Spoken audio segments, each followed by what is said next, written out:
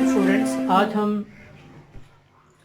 10th class की English का translation chapter number 4 first aid इब्तदाई तिब्बी इमदाद इसके बारे में पढ़ेंगे। और इसमें हमने 3 पॉइंट्स को आज पढ़ना है जिसका हमने ट्रांसलेशन करनी है। Clean the wound, apply and antibiotic, और हमारा 4 पॉइंट है कवर द वाउंड। तो इन तीनों पॉइंट्स की हम आज ट्रांसलेशन करेंगे, इन तीनों पैराग्राफ्स के। जी शुरू करते हैं। क्लीन द वाउंड, जख्म को साफ करना। राइंस आउट, धो लेना या धो लें। द वाउंड, जख्म को। विद क्लीन वाटर, साफ पानी के साथ जख्म को अच्छी तरह धो लें। To clean the area around the wound, use soap and a wash cloth. To clean the area, हिस्से को साफ करने के लिए।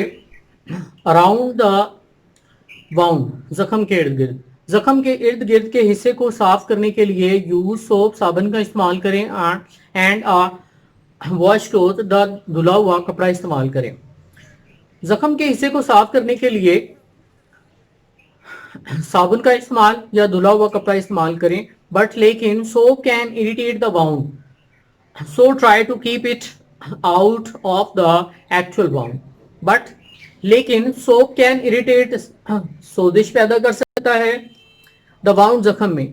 साबुन जख्म में सोजिश पैदा कर सकता है, so इसलिए try to keep it out, इसे दूर रखने की कोशिश करें। of the actual wound, असल जख्म से। इसे असल जख्म से दूर रखने की कोशिश करें। if the dirt or debris remains in the wound after washing, use tweezers cleaned with alcohol to remove the particles. If the dirt, अगर गलादत और debris या रेशे remains, मौजूद रहें, in the wound, जख्म में। after washing, धोने के बाद भी। अगर धोने के बाद भी गलादत और रेशे जख्म में मौजूद रहें, यूज ट्वीजर्स, तो चिमटी का इस्तेमाल करें। क्लीन विद अल्कोहल, जो कि अल्कोहल से साफ की हुई होती है, चिमटी का इस्तेमाल करें। टू रिमूव द पार्टिकल्स, उस मादों को हटाने के लिए। इफ डिब्राइज स्टिल रिमेन्स, अगर इस हालत में भी या इस सूरत में भी रेशे मौजूद हों, सी योर डॉक्टर, तो अपने डॉक्टर से रुजू करें या अपने डॉक्टर से मिलें या अपने डॉक्टर को दिखाएं। ठीक है।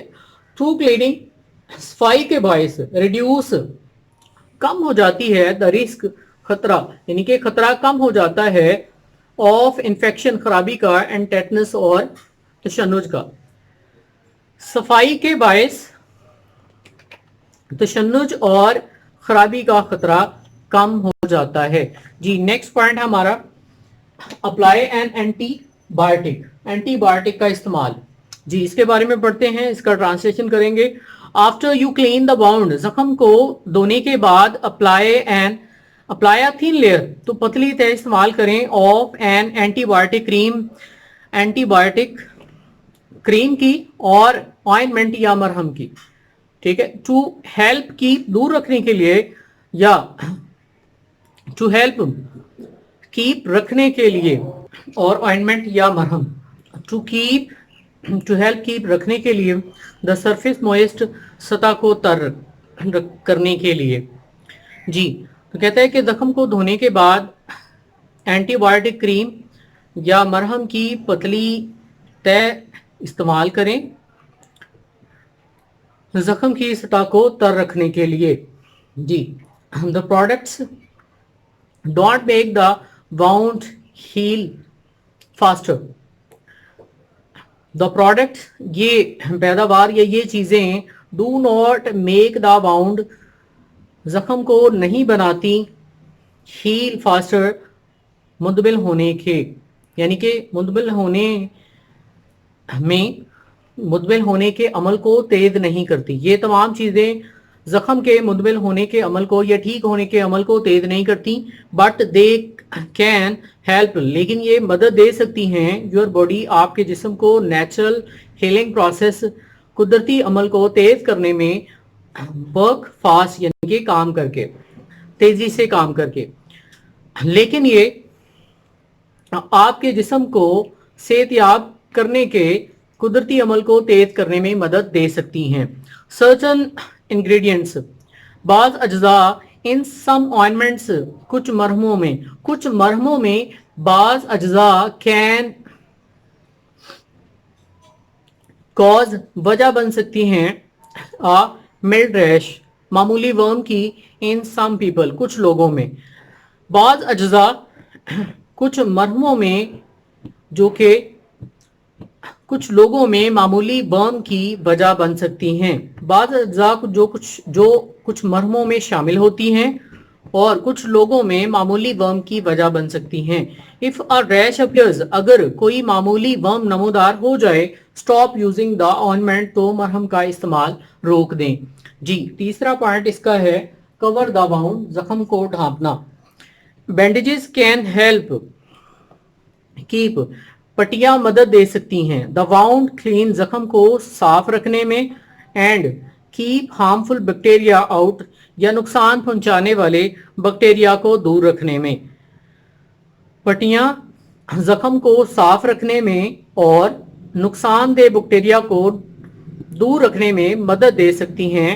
After the wound has healed enough, जख्म के काफी सेहतयाब होने के बाद, to make infection unlikely, to make infection unlikely, खराबी के इम्कान को नामुमकिन बनाने के लिए, एक्सपोयर टू द एयर, हवा में खुला छोड़ दें, विल स्पीड वाउंड हीलिंग, जो कि जख्म के भरने के अमल को तेज कर देगा।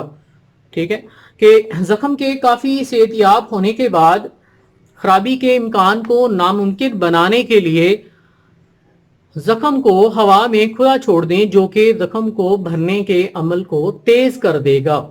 जी स्टूडेंट्स, तो इतना काफी है। जी स्टूडेंट्स, तो ट्रांसलेशन के लिए अगला पॉइंट है चेंज द ड्रेसिंग, जो कि 5 है, यानी कि नंबर 5। नंबर 6 में watch for signs of infection, इन 2 पॉइंट्स की ट्रांसलेशन भी हम करते हैं। Change the dressing at least daily, कम अज कम रोजाना पट्टी तब्दील करें, और वेन एवर, या जब कभी, इफ बिकम्स वेट और डर्टी, या ये गीली या गंदी हो जाए। कम अज कम रोजाना पट्टी तब्दील करें या जब कभी ये गीली या गंदी हो जाए। If you are allergic to the adhesive used in most bandages, switch to adhesive free dressings or sterile gauze held in place with paper tape, gauze roll or a loosely applied elastic bandage।